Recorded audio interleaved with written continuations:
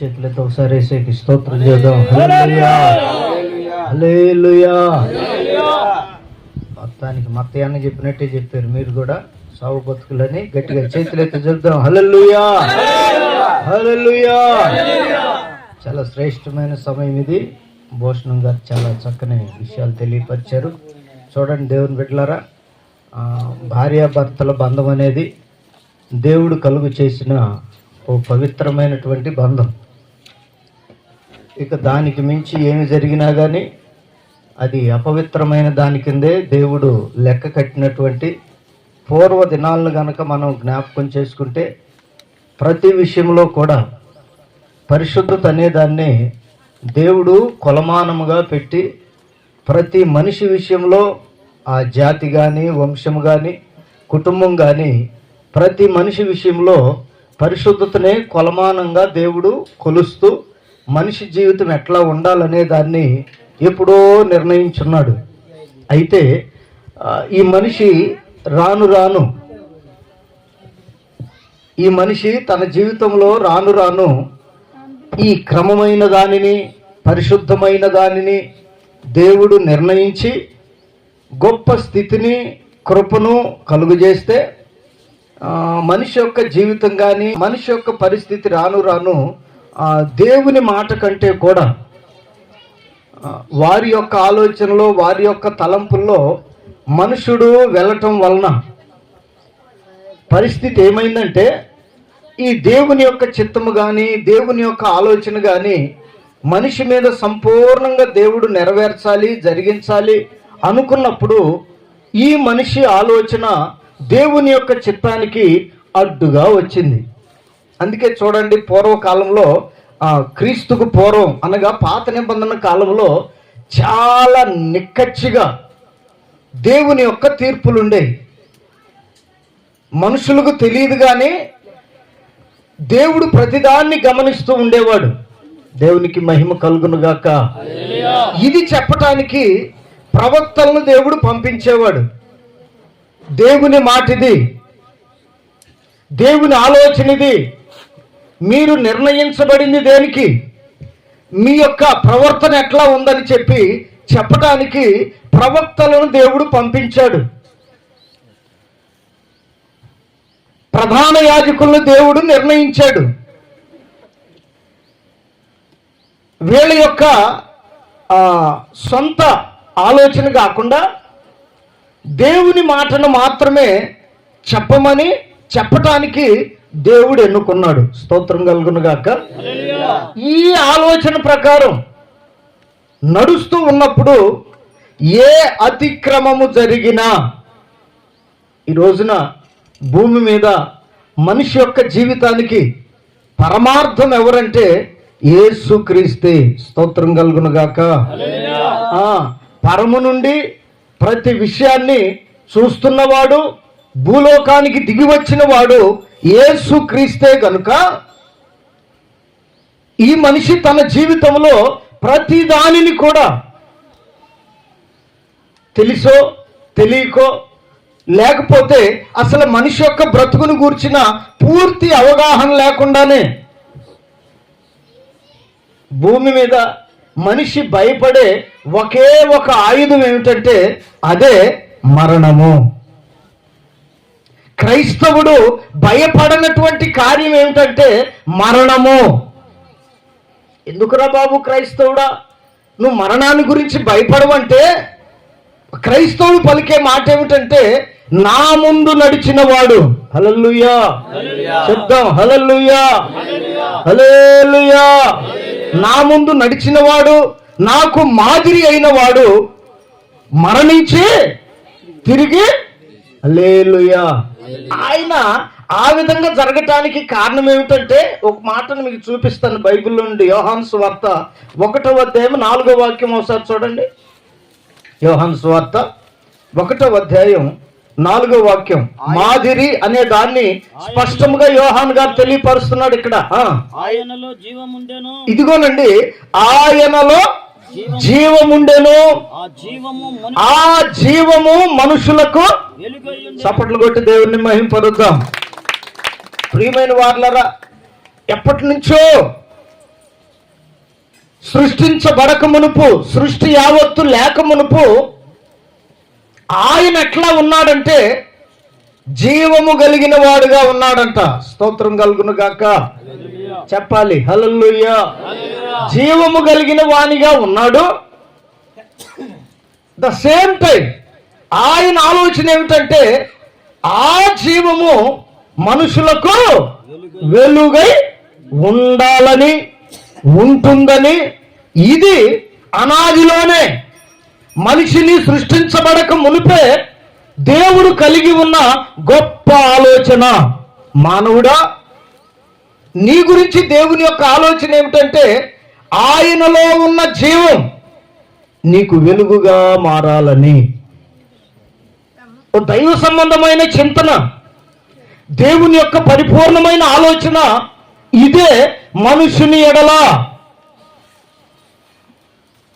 ఆ జీవాన్ని జాగ్రత్తగా వినాలి.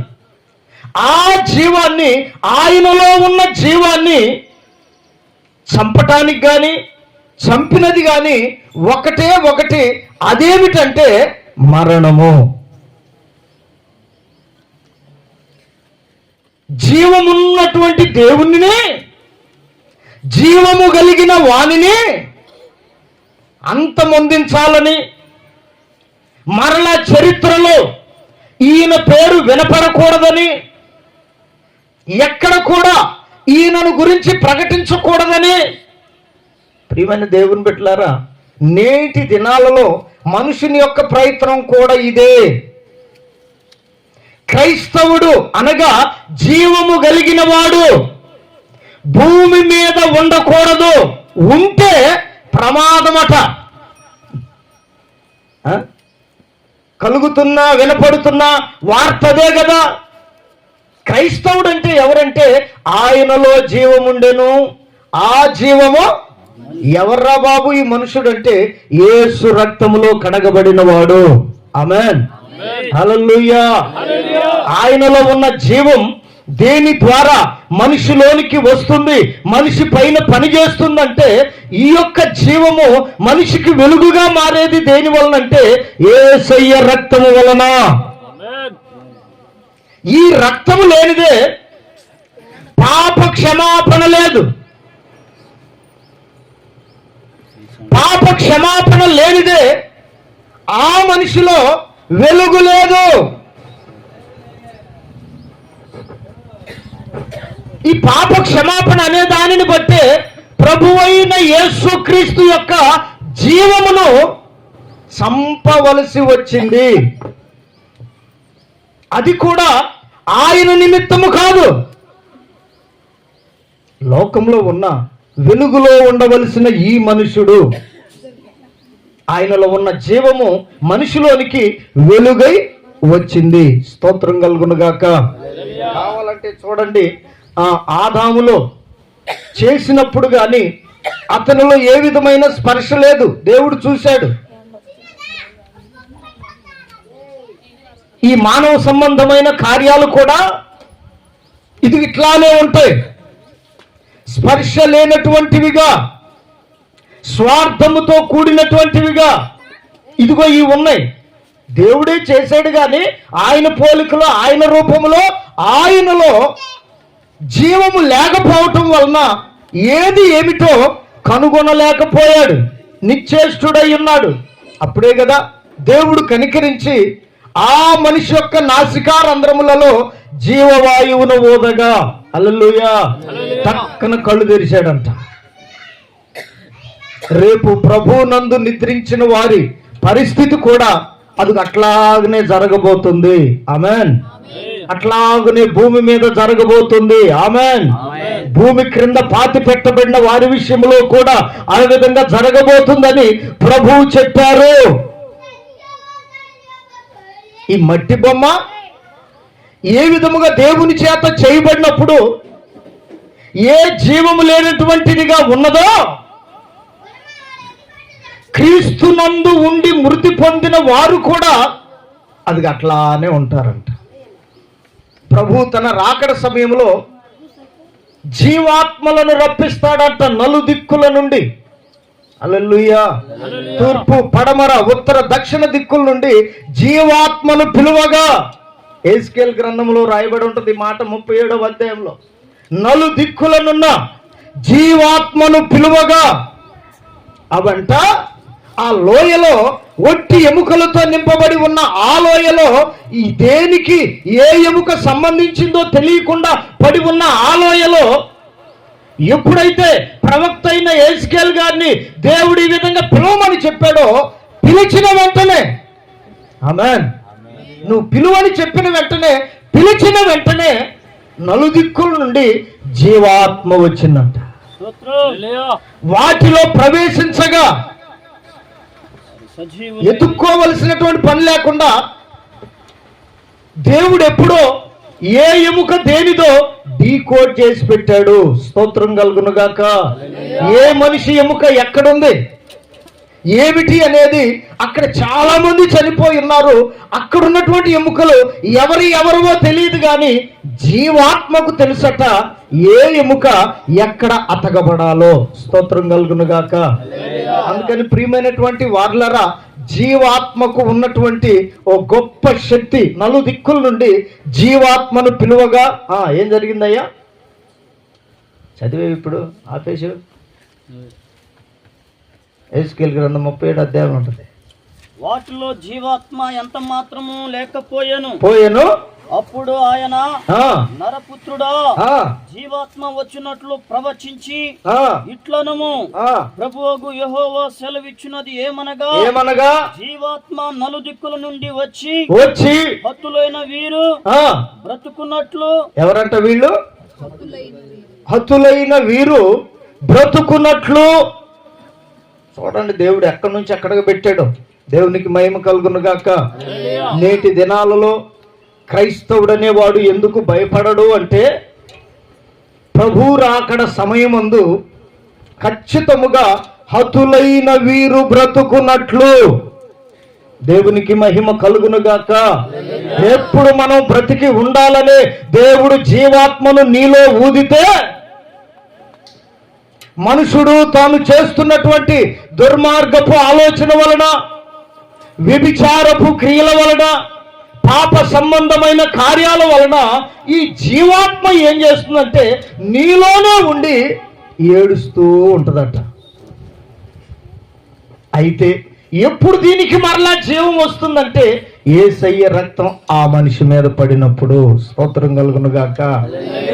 ఎబ్రీ పత్రికలోనే ఎక్కడో రాసి ఉంటది కదా, యేసు రక్తము ప్రతి పాపము నుండి మనలను ఎట్లా చేస్తుందంట? పవిత్రులనుగా. చప్పట్లు కొట్టండి గట్టిగా, పవిత్రులనుగా. అందుకే చూడండి, కావాలంటే మీకు చిన్న ఎగ్జాంపుల్ చెప్తాను. ప్రమిద వెలుగుతూ ఉందనుకోండి, వెలుగుతూ ఉన్నప్పుడు దానిలో ఉన్న నూనె అయిపోయేటప్పుడు దీపం ప్రకాశిస్తుందా? దాని వెలుగు తగ్గిపోద్దా? పాపం కూడా అది అటువంటిది. వెలగవలసిన నిన్ను, వెలుగుగా బ్రతకవలసిన నిన్ను ఏం చేస్తుందంటే, నీలో ఉన్న బలహీనతను బట్టి, నీలో ఉన్న కోరికలను బట్టి, నీలో కలుగుతున్న మానసిక రుగ్మతలను బట్టి ఆ యొక్క కార్యం ఏం చేస్తుందంటే, వెలగవలసిన నిన్ను పాపం ఏం చేస్తుందంటే ఆరిపోయేటట్లుగా మారుస్తుంది. అప్పుడు ఏం పడాలంటే, దానిలోనికి ఏదైతే తగ్గిపోవటం వలన ఈ పాపం కనపడి ఆ దీపం ఆరిపోవటానికి కారణమైందో ఆ సమయంలో నూనె మరలా పోస్తే. స్తోత్రం కలుగును గాక. చెప్పాలి గట్టిగా హల్లెలూయా. నూనె మరలా పోస్తే ఏమవుతుంది? ఆరిపోద్దా, వెలుగుతుందా? ప్రభు యొక్క ప్రక్రియ కూడా అదే. దైనందిన మన బ్రతుకులకు, జీవితాలకు వెలుగుగా ఊదిన జీవాత్మ నీవు చేయుచున్న క్రియల వలన, పడుతున్న పాటల వలన, శరీర సంబంధమైన ఆలోచన వలన నీ ఆత్మ ఆరిపోవటానికి సిద్ధముగా ఉన్నప్పుడే ప్రభు ఏం చేస్తాడంటే మరలా ఆయన కనికరాన్ని పంపుతాడంట. స్తోత్రం కలుగును గాక. చెప్పండి గట్టిగా హల్లెలూయా. ప్రియమైన దేవుని సంగమా, మనుషుడు ఆరోగ్యముగా ఉన్నంత కాలం, ధనముతో ఉన్నంత కాలం, ఒక ఘనత కలిగి బ్రతుకుతున్నంత కాలం ఆ మనుషుడు దేవుని మాట వినడు. ఎప్పుడు వస్తాడు దేవుని దగ్గర కంటే అది ఆరిపోయే స్థితికి రావాలి. ఎంతమందిని చూడట్లేదు మనం. ఎన్నిసార్లు చెప్పినా కొంతమంది వింటారా? దేవుని యొద్దకు రండి, మీ పాపాలు క్షమించబడతాయి అంటే ఎవరైనా ఆలకిస్తారా? పొరపాటును కూడా అబ్బా మాకు వద్దులే, మాకు చాలా మంది ఉన్నారు కానీ అనేటటువంటి ఆలోచనలోనే మనిషి మసకబారిపోతుంది జీవితం. ఆత్మ సంబంధమైన విషయం ఏమిటో తెలియక ఆ మనిషిలో జీవాన్ని ఊదిన వారు ఎవరో అర్థం కాక, అసలు జీవాత్మ అంటే ఏమిటో తెలియక, మొన్నేదో వార్తలు చదువుతుంటే చూస్తుంటే ఒక ఆయన, అతను మెజిషియన్ అంటారు, మ్యాజిక్ చేస్తారు చూడండి. ఆ మనిషి ఎదురుగా ఉన్నటువంటి యాంకర్ దగ్గర ఒక్కసారి పిలిపించవా ఆత్మనంద ఆవిడ. ఈ మెజిషియన్ ఏం చేశాడంటే ఏదో మొత్తానికి తెల్లని రూపమైతే ఒకటి వచ్చింది ఆడికి, ఏం బారిపోయింది. వాడికేం అలవాటు, అవునా కాదా? ఈ ఏమంటారు వాటిని, సమాధుల దొడ్డిలో రోజు వెళ్ళేవాడికి అలవాటు అయింది, ఒకరోజు పోయేవాడికి భయం కలిగిద్ది. ఈ యాంకర్ పరిగెత్తింది, మరి ఎందుకు పిలవమన్నావు అన్నాడు. చూడండి దేవుని బిడ్డలారా, ఈ యొక్క ఆ తెల్లని రూపాన్ని ఆమె చూడలేక పరిగెత్తిందే. ప్రభు యొక్క రూపం ఎటువంటిదంటే మహిమ కలిగినది. హల్లెలూయా, హల్లెలూయా. మాయకి మహిమకు చాలా తేడా ఉంది. ఆయనేమో మహిమలో వసించువాడు, ఈ దుష్టాత్మలో దురాత్మలేమో చీకట్లో మాయలో మంత్రంలో తంత్రంలో దాగి ఉండేటటువంటివి. వాడు పిలిచాడు, ఈమెకు భయం వేసింది. ఇక్కడ ఉన్నటువంటి యెహెజ్కేలు ప్రవక్తకు కూడా దేవుడిదే చెప్తున్నాడు, వాటిలో జీవాత్మ లేదు, హతులైనటువంటి కళేబరాలు, కళేబరం కూడా నాశనమైపోయి ఎముకలు మాత్రమే ఉన్నాయి. ఇప్పుడు అవి బ్రతకాలంటే ఎవరిని పిలవాలట? జీవాత్మను పిలువు, నలుదిక్కులనున్న జీవాత్మ రమ్మని చెప్పు అనగానే అక్కడ జరిగిన ఓ అద్భుతమైన విషయం ఏమిటంటే గడగడ గడగడ గడగడమని ఒక ధ్వని కలిగిందంట అక్కడ. అందుకే మనుషుని యొక్క జీవితం కూడా ఎంత చెప్పినా ఎన్నిసార్లు చెప్పినా మసకబారిపోవటానికి ఇష్టపడుతున్నాడు కానీ దేవునిలో ఉన్న జీవాన్ని పొందటానికి కానీ అనుభవించటానికి కానీ మనుషుడు ఇష్టపడటలేదు. అదే చెప్తున్నాడు, మసకబారిపోయినప్పుడే, ఆరోగ్యం క్షీణించినప్పుడే, ఉన్న ఆస్తి అంతా కోల్పోయినప్పుడే మనిషి దేవుని దగ్గరకు రావటానికి ఇష్టపడతాడు. స్తోత్రం కలుగును గాక. చెప్పండి గట్టిగా హల్లెలూయా. నిన్న ఆదివారమే ఒక ఆయన వచ్చాడు మందిరానికి.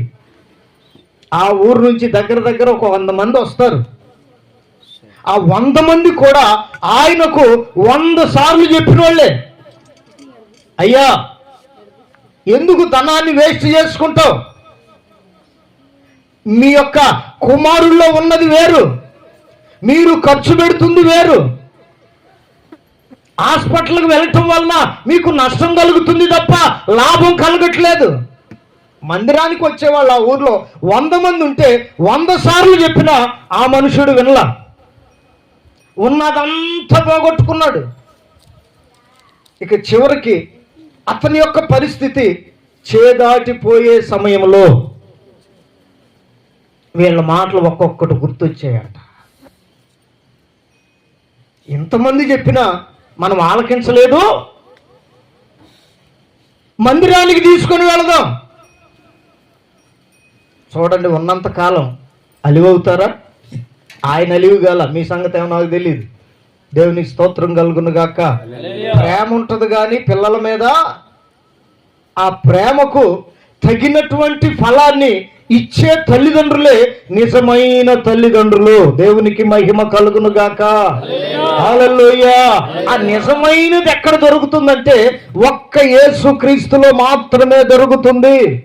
ఆయన గురించి రాస్తాడు కదా, ఆయన నిజముగా లోకరక్షకుడు. ఆయనను గురించిన మాట, ఆయన నిజముగా లోకరక్షకుడు. అబద్ధమైన రక్షకులు అనేక మంది ఉన్నా, ఇంకో మాట అద్భుతమైన విషయం చెప్పమంటారా, సైతానుగాడు కూడా రక్షిస్తాననే చెప్తాడు, రక్షిస్తాననే పలుకుతాడు, కానీ వాడికి ప్రభావం లేదు, మహిమ లేదు, దైవ సంబంధమైన జ్ఞానము లేదు,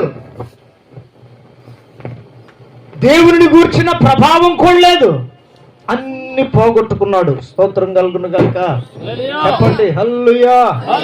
వాడు వచ్చేటప్పుడు ఖచ్చితంగా నీకు మేలు చేస్తాననే ఎంటర్ అవుతాడు. వాడి మాటలు విన్న వాళ్ళు ఎంతమంది పాతాళములోనికి వెళ్ళలేదు, ఎంతమంది సాతానుకి వాడి దూతలకు సిద్ధపరచబడిన స్థలంలోనికి వెళ్ళలేదు, ఎన్ని చరిత్ర ఆధారాలు పరిశుద్ధ గ్రంథములో లేవు. వీటన్నిటిని చదువుతున్నప్పుడు వాడు నీ దగ్గరకు వచ్చేటప్పుడు కూడా ఇదే ప్లాన్తో వస్తాడంట. ఎందుకంటే మేలు చేసేవాడు దేవుడు. స్తోత్రం కలుగును గాక.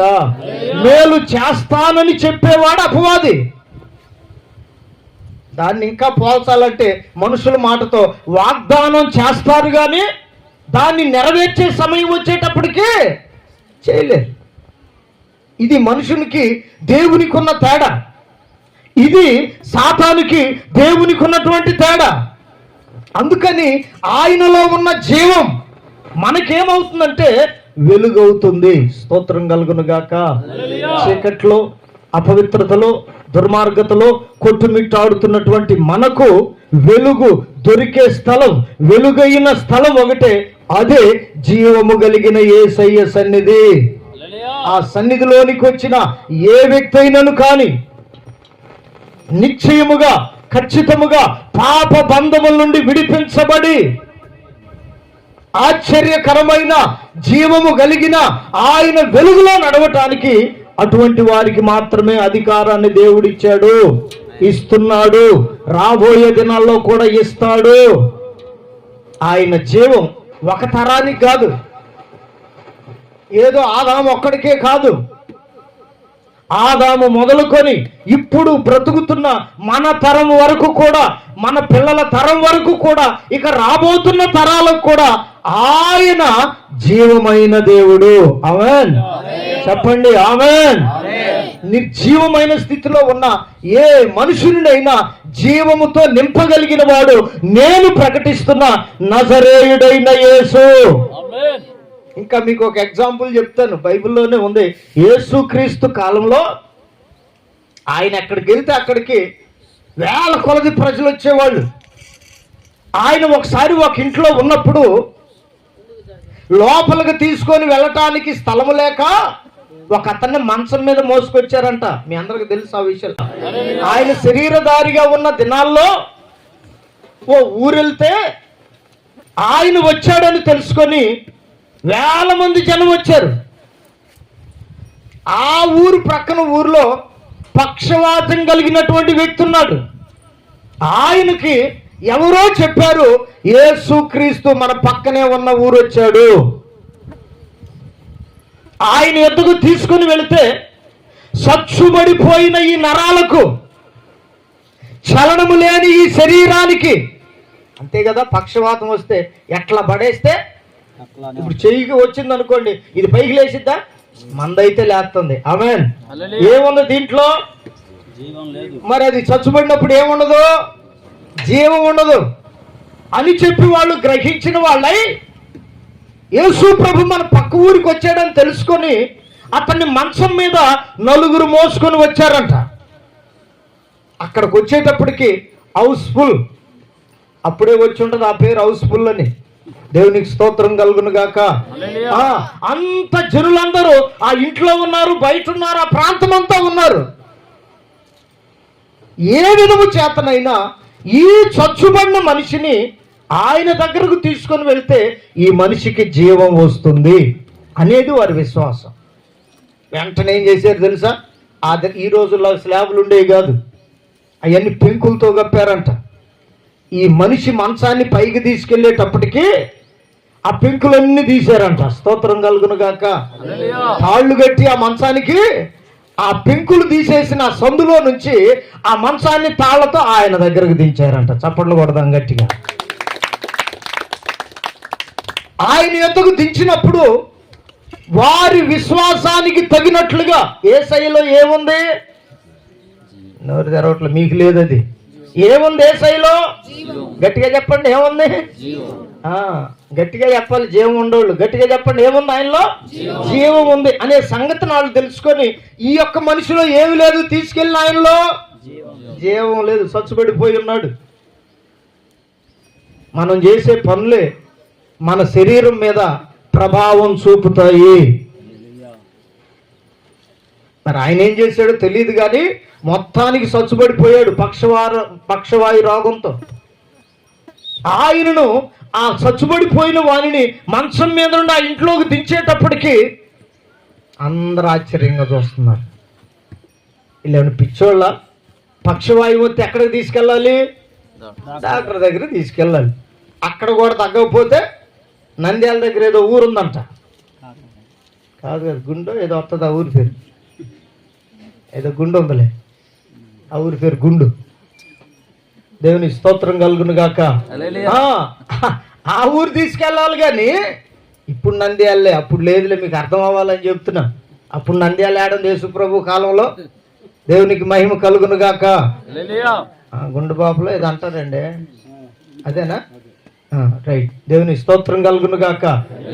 ఏమన్నా కాస్త అలివిగాని రోగం అయితే టక్కన నంద్యాల తీసుకెళ్తున్నారు, లేకపోతే విజయవాడ తీసుకెళ్తున్నారు. ఇంకా కాస్త గట్టి రోగం అయితే బెంగళూరు, చెన్నై, ఇక ఎక్కడికైనా తీసుకెళ్తారు. మనుషుడు ఇష్టం. ఆ రోజుల్లో కూడా ఇదే ఆలోచన మనిషిది. పాప క్షమాపణ కలగటానికి మనిషి ఇష్టపడట్లా. ఎందుకంటే ఒక్కసారి పాప క్షమాపణ కలిగితే మరలా పాపం చేయకూడదు. చప్పట్లు కొడతారా? అదే పాప క్షమాపణ కలగలేదనుకో ఎన్నిసార్లైనా పాపం చేయొచ్చు. అధికారం అన్నమాట, గ్రాంటెడ్.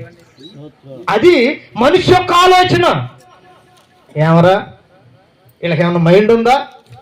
మన ఊరోళ్ళు కూడా అంటుంటారు, ఏదైనా బలహీనత వస్తే దేవుని దగ్గర తీసుకురా అన్నారు అనుకోండి, పాతయ్యా దేవుడు బాగు చేస్తాడా?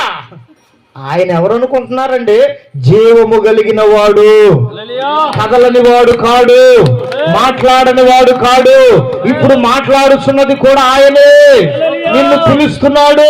నీలో ఏ బలహీనత ఉన్నా, ఎటువంటి పరిస్థితిలో ఉన్నా బాగు చేయటానికి, పాప క్షమాపణ కలుగు చేయటానికి యేసు అను నామం పేరట దేవుని మాట నీకు వినబడుతుంది.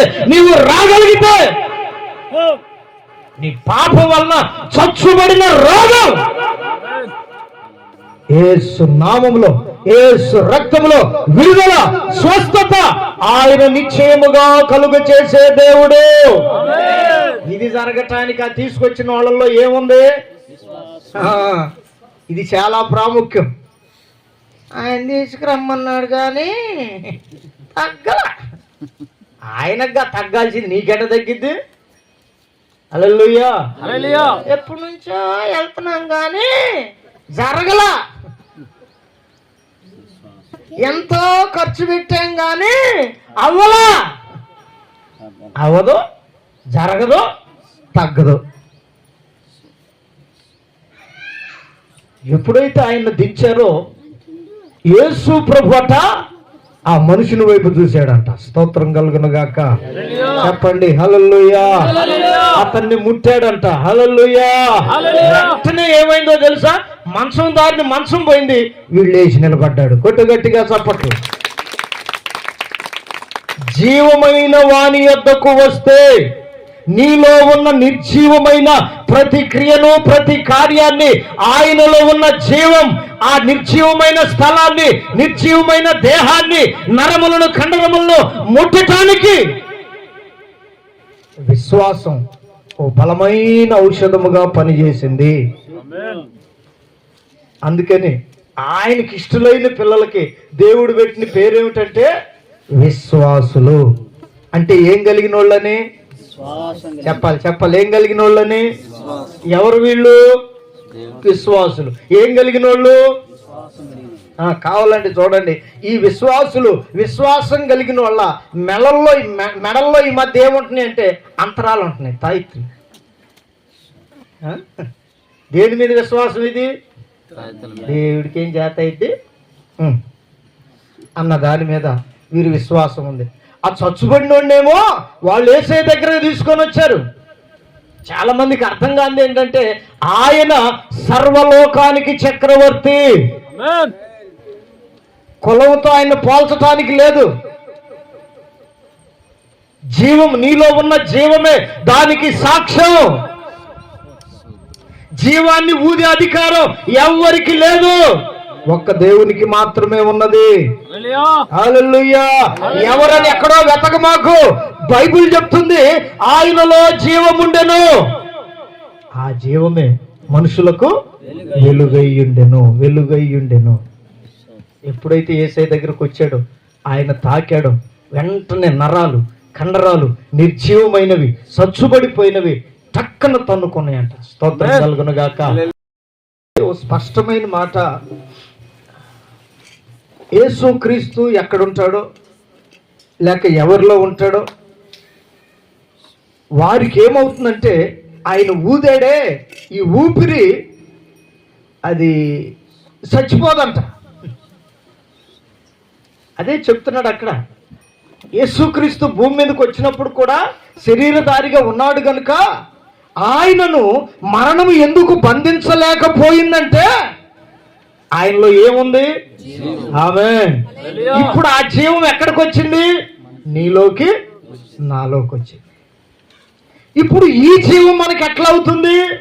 వెలుగుగా వెలుగుగా వెలుగుగా, ఏది దాచిపెట్టకుండా, ఏది దాపరికం లేకుండా, ఏది మరుగై ఉండకుండా ఒక్క వెలుగులో మాత్రమే కనపడుతుంది. చీకట్లో ఉన్న వారందరూ చీకటి క్రియలు జరిగించు వారై ఉన్నారు. వారిలో ఎంత మాత్రము వెలుగు లేదు. స్పష్టముగా వాళ్ళు కనపడరు. చెప్పేది ఒకటి, చేసేది ఒకటి. చెప్పేది ఒకటి, వెళ్ళేది ఇంకో దగ్గరికి. ఓ సహోదరి బోర్ నేడుస్తుంది. ఏంటమ్మా సంగతన్నా? ఏం అడగలేదు, వచ్చింది ఎదురుగా నిలబడి ఏడుస్తుంది. ఏందమ్మా అన్న? అన్నయ్య 10 లక్షల కట్నం ఇచ్చాను అన్నయ్య. ఎన్ని లక్షలు? 10 లక్షల కట్నం ఇచ్చి ఎన్ని సేవల్లో బంగారం కూడా పెట్టారంట. మంచి ఉద్యోగస్తుని ఫ్యామిలీ అమ్మాయి. ఈయనకేదో మిలిటరీలో ఉద్యోగం ఉందని ఇస్తే ఈయన చేస్తున్న పని ఏమిటంటే ఈమెనేమో పెళ్లి చేసుకున్నాడు, ఇంకొక ఆమెతో కాపురం పెట్టాడు. చూడండి, దేవుని వాక్యం తెలియపరుస్తుంది కదా. ఈ మనిషిలో ఏముందంటే జీవం లేదు, పాపం ఉంది. ఈ పాపం మనిషిని ఎటువైపు నడిపిస్తుందంటే చీకట్లోనికి నడిపిస్తుంది, పాతాళం వరకు తీసుకొని వెళుతుంది, ఎక్కడ ఆగనివ్వదు. అయితే ఈ పాపం వలన వచ్చు జీతం ఏంటది? ఆమెన్ చెప్పండి గట్టిగా. ఈ పాపం వలన వచ్చు జీతం మరణం.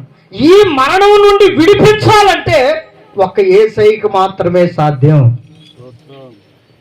అదే జీవం యొక్క రహస్యం, అదే జీవాన్ని గురించినటువంటి విశేషం. ఆయనలో ఉన్న జీవం ఆయన గురించి చెప్తాడు యోహాను గారు, ఇంకా అపోస్తులందరూ చెప్తారు. ఆయనలో ఎంత మాత్రము పాపము లేదు, ఆయన పాపము చేయలేదు. ఆయనలో ఎంత వెతికిన పాపము కనపడలేదు. లేనివాడు, చేయనివాడు, వెతికినా కనపడని వాడు ఒక్కడే ఉన్నాడు. ఆయనే నజరేయుడైన యేసు. మరణం కూడా ప్రయత్నం చేసింది కానీ ఆయనలో జీవం ఏం చేసిందంటే మరణాన్ని ఒక్కసారి తొక్కి పట్టేసింది. హల్లెలూయా, హల్లెలూయా. ఓడిపోయాను కదా అని అప్పుడు అంటది కదా, మరణమా నీ ముళ్ళు ఎక్కడ, మరణమా నీ విజయం ఎక్కడ? మరణపు ముళ్ళును విరిచిన వాడు నజరేయుడైన యేసు, మనకు వెలుగై ఉన్న యేసు, మనల్ని నడిపిస్తున్న యేసు. అందుకే చూడండి, చీకట్లో ఉండే వాళ్ళందరూ చెప్పేది ఒకటి, చేసేది ఒకటి. దాంట్లో ఒకవేళ లోకములో ఉన్న ఏ జాతిలో ఉన్నా ఎవరు ఉన్నా గాని వారికి కనపడని మార్గములో నడుస్తున్నారు. అది ప్రమాదము. చీకటి ఎప్పటికైనా ప్రమాదమే. అందుకని దేవుని బిడ్డలారా, ఆయనలో ఉన్న జీవం మనకేమైందంటే మనం కూడా ఒకప్పుడు ఆ ప్రమాదంలో ఉన్న వాళ్ళమే. ఆమేన్. పాపపు కోరల్లో చిక్కిన వాళ్ళమే, అపవిత్రులుగా బ్రతికిన వాళ్ళమే, అక్షయమైనది ఏమిటో తెలియకుండా జీవించిన వాళ్ళమే, క్షయమైపోయే పాపం కొరకు పరుగులెత్తిన వారమే. అయితే దేవుని బిడ్డలారా, మరణకరమైన రోగము కలుగగా, పరిస్థితులన్నీ తారుమారు కాగా, మనిషి అప్పులు పాలవ్వగా, శరీరం వారికి సహకరించకపోగా, అప్పుడే దేని వైపు చూశారంటే ఎక్కడ బాగైద్ది, ఎక్కడ సరైద్ది, ఎక్కడ మేలు జరిగిద్దని చెప్పి చూడగా, ఇదిగో ఈ జీవము అదిగో ఆ మనిషి మీద ప్రకాశించింది. స్తోత్రం కలుగునుగాక. అప్పుడు సచ్చుబడి నరాలు ఏమైపోయినాయి అని చెప్పాను, జీవం కలిగి బ్రతికాయి. ఆ మనిషి లేచి నడిచి దేవుణ్ణి స్తుతించాడట. దేవునికి మహిమ కలుగునుగాక. ఆయన ఒక్కడే కాదండి, యేసయ్య వలన మాత్రమే కాదు ఇవి జరిగేది. ఆయన ఎవరిలోనైతే జీవముగా ఉంటాడో, చప్పట్లు కొడతారు ఒకసారి. ఒక ఇద్దరు వ్యక్తుల గురించి నేను మీకు చెప్పి ముగిస్తాను. వాళ్ళలో ఒక ఆయన పేతురు, ఇంకొక ఆయన యోహాను. వీళ్ళిద్దరు ఇదే టైం, ఇంచుమించు 3 గంటల టైంలో దేవాలయంలోనికి వెళుతున్నారట. పుట్టినది మొదలుకొని కుంటోడు ఒకడున్నాడు అక్కడ. ఆమేన్. ఎవడాడు? ఎప్పటి నుంచి? పుట్టినది మొదలుకొని కుంటివాడు ఒకడున్నాడు.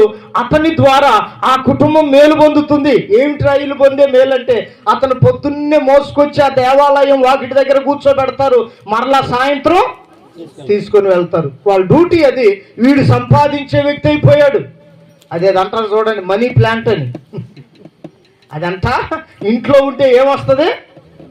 వీళ్ళ ఇంట్లో మనీ ప్లాంట్ ఎవరు? కుంటోడు. దేవుని స్తోత్రం కలుగునుగాక.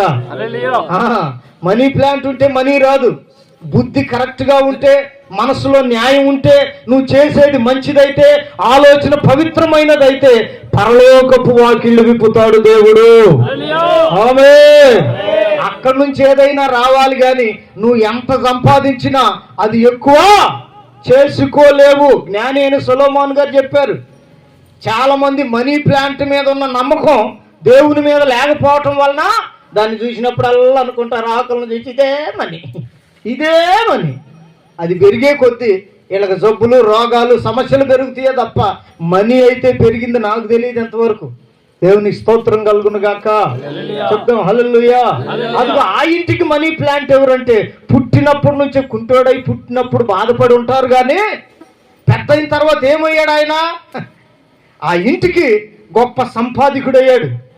రోజు తీసుకెళ్ళటం, కూర్చోబెట్టడం, తీసుకురావటం, తీసుకుపోవటం, ఆ రోజు వచ్చిన మనీతో ఆ కుటుంబం గడపటం. ఈ విధంగా జరుగుతున్న సమయంలో జీవము కలిగిన దేవుని సేవకులు, ఆమేన్, పేతురు, యోహానులు ఇద్దరు కూడా జీవము కలిగిన దేవుని సేవకులు, పరిశుద్ధాత్మను పొందిన వారు, ప్రభువుతో నడిచిన వారు, ఆయనతో ప్రతి అనుభవము కలిగినటువంటి వారు. ఆయనతో సహవాసం చేస్తే ఆయనలో ఉన్న జీవం ఏమైంది? ఆటోమేటిక్గా వీళ్ళ మీదకి వచ్చేస్తుంది. స్తోత్రం కలుగునుగాక. చెప్పండి హల్లెలూయా. భోషణంగా తాగుబోతాడు అనుకోండి, మీరు అట్లా ఆలోచించొద్దు. అనుకోండి, నేను ఈయనతో సహవాసం చేశాను అనుకోండి, నాకేమొస్తాయి? అది పిచ్చాడా? పెద్దోడైనా కానీ అంటాడు, నువ్వు పిచ్చాడా, అసలు ఎక్కడ ఉంటుంది అనుకున్నావు? పుల్లగా, తీయగా, ఒకరొకరుగా తాగితే కాసేపటికి తల తిరగటమే అనుభవం. దేవునికి మహిమ కలుగును గాక అని అంటాడు. ఇప్పుడు ఈయనెవరు?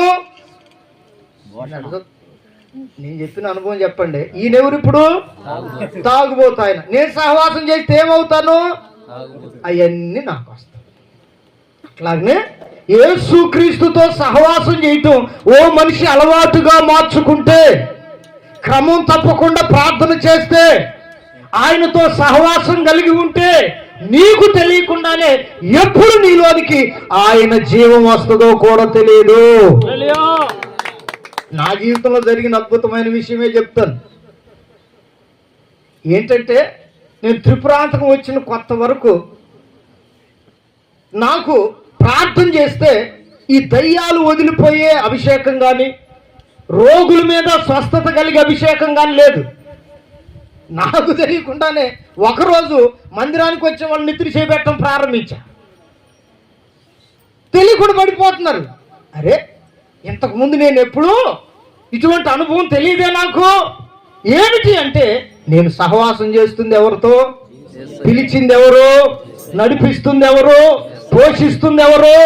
ఆయనే కనుక ఆయనతో సహవాసం చేస్తే ఆటోమేటిక్ గా ఆయనలో ఉన్న జీవం మనిషిలోనికి ప్రవేశిస్తుంది. హల్లెలూయా. దర్శిస్తాడు, తాకుతాడు, ముడతాడు, స్వస్థపరుస్తాడు. అద్భుతములు చేయి శక్తిని, స్వస్థపరచు వరమును దేవుడు అనుగ్రహించాడు. పేతురు యోహాను వెళ్తుంటే వీడు అట్లాగనే చూస్తున్నాడంట. ఎందుకంటే ఆ దినాల్లో యూదులకు మించిన డ్రెస్సు ఇంకెవరి వల్ల కాదు వేయటం. వాళ్ళు వేసిందే శ్రేష్టమైన బట్టలు వేసేవాళ్ళు అప్పుడు. స్తోత్రం కలుగును గాక. వీళ్ళెవరంటే దేవుని సేవకులు. ఏ దేవుడు అంటే జీవము కలిగిన దేవుని సేవకులు. ఆమెను పలుకుతారా? ఇప్పుడు కూర్చున్న మనం అందరం ఎవరమే? జీవము గల. వీళ్ళు వెళ్తుంటే కింద నుంచి పైకి టిప్ టాప్ గా ఉన్నారు. వీళ్ళ దగ్గర వెండి గాని బంగారం గాని దొరుకుతుందని ఆశపడ్డాడంట. వాడి బుద్ధి ఏం బుద్ధి? మనీ ప్లాంట్ బుద్ధి. ఎవరిని చూసినా ఏదో రావాలి, కావాలి, సంపాదించాలి, మాయ మాటలు చెప్పైనా, మోసం చేసైనా అనే మైండ్ అతంది. వీళ్ళల్లో ఉన్నది ఏమిటంటే జీవము కలిగిన దేవుని ఆత్మ. అతన్ని చూస్తూ ఉండగానే ఏదో ఆశిస్తున్నాడని చెప్పి ఆత్మదేవుడు వీళ్ళతో చెప్పాడు. వెంటనే వాళ్ళేమన్నారు తెలుసా? నీవు కోరుకుంటున్నట్టుగా మిస్టర్ మనీ ప్లాంట్, నీవు కోరుకున్నట్లుగా వెండి బంగారములు. ఆమేన్. ఏమి లేవంట సేవకుల దగ్గర? చెప్పాలి ఏమి లేవంట? చెప్పండి ఏమి లేవంట? ఒకసారి టీవీలో చూస్తారా? వాక్యం చెప్పేవాళ్ళు ఉన్నారు చూడండి టీవీలో.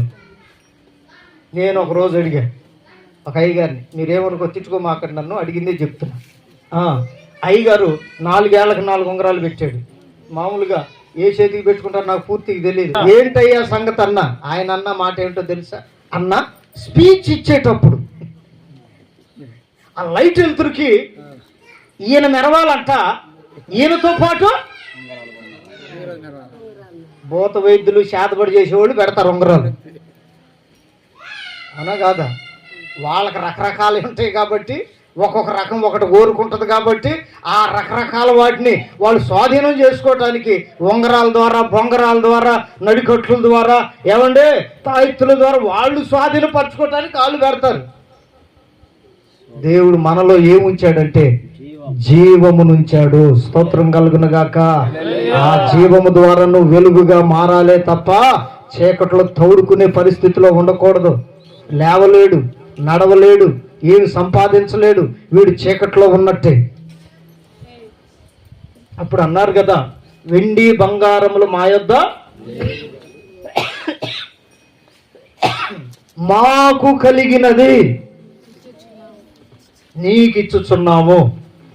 ఏమిటి వీళ్ళకి కలిగింది? నజరేయుడైన యేసు నామం. కొట్టు గట్టిగా చప్పట్లు. శక్తి కలిగిన నామాన్ని ఎరిగిన వారు దాన్ని ఎప్పుడు దాచిపెట్టరు. అందుకే యేసయ్య అంటాడు, నేను మీకు ఉచితంగానే ఇచ్చాను, మీరు కూడా ఉచితంగానే ఇవ్వాలి. ఇప్పుడు వీళ్ళు ఆయన దగ్గర ఏమైనా తీసుకున్నారా? కుంటోడి దగ్గర మాకు కలిగిందే నీకు ఇస్తున్నాం. ఎప్పుడైనా ఇవ్వటం నేర్చుకోండి యేసునామములో. ఎందుకంటే ఆయన మనకు ఉచితంగా ఇచ్చాడు, మనం కూడా ఉచితంగానే ఇవ్వాలి. దేనిని ఆశించి పొరపాట్లు కూడా సేవ చెయ్యకూడదు. మాకు కలిగింది నీకు ఇస్తున్నాం అన్నారు అని ఈ మాటే పలికారు. నజరేయుడైన యేసు నామంలో లే నడుమని చెప్పి కుడి చేతిని పట్టుకొని పైకి లేపగా అతని నరాలన్నీ సచ్చుబడిపోయినవన్నీ, పుట్టినప్పటి నుంచి కదలక లేనివి, రక్త ప్రసరణ లేనివి కండరాలు, ఎముకలు, మూలుగలు ఒక్కసారి ఏ నామంలో సెట్ అయిపోయాయి. హల్లెలూయా, హల్లెలూయా. ఆయనలో ఏముంది? ఆ జీవం మనుషులకి ఏమైంది? ఇప్పుడు ఆ కుంటోడికి ఏమైంది? హల్లెలూయా. అప్పటిదాకా చర్చి బయట ఉండేవాడు ఈ మనుషుడు. ఊర్లో ఎన్నిటికే కావాలి, ముచ్చట్లైనా డబ్బైనా ఏదైనా ఈడికే కావాలి. ఇప్పుడు ఏమైందంటే జీవము కలిగిన నామం అతని లోనికి వచ్చిన తరువాత ఇప్పుడు మందిరంలోకి వెళ్ళాడంట. చప్పట్లు కొట్టండి గట్టిగా.